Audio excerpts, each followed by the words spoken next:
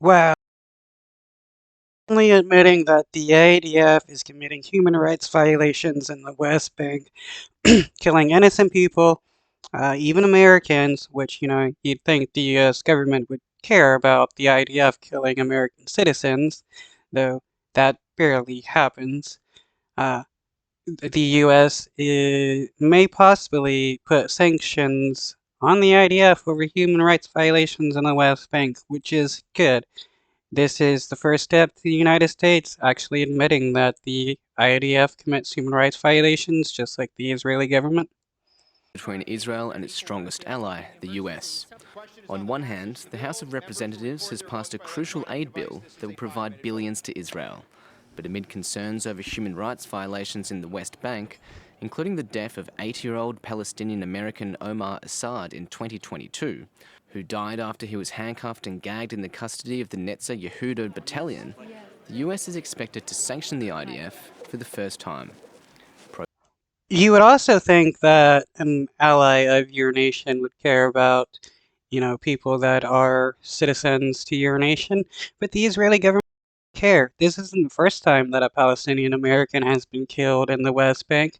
There was an 18-year-old just a couple months ago that was murdered by Israeli settlers that's armed and funded by the Israeli government.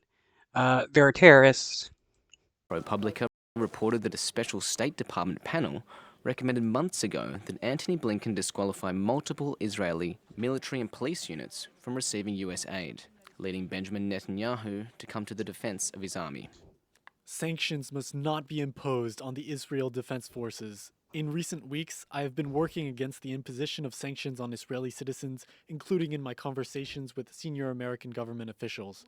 At a time when our soldiers are fighting the monsters of terror, the intention to impose a sanction on a unit in the IDF is the height of absurdity and a moral low. The government headed by me will act by all means against these moves. Well, it's funny how he's talking about monsters of terrorism when he's arming and funding Israeli citizens to go into the West Bank Palestinians while being protected by the IDF. How is that not terrorism when the citizens are murdering unarmed Palestinians? That is definitely terrorism, and the settlers are considered illegal under international law. The settlements are considered illegal under international law. So the Israeli government is breaking international law. Questioned over the matter in Italy, Antony Blinken says he's been consulting with the panel.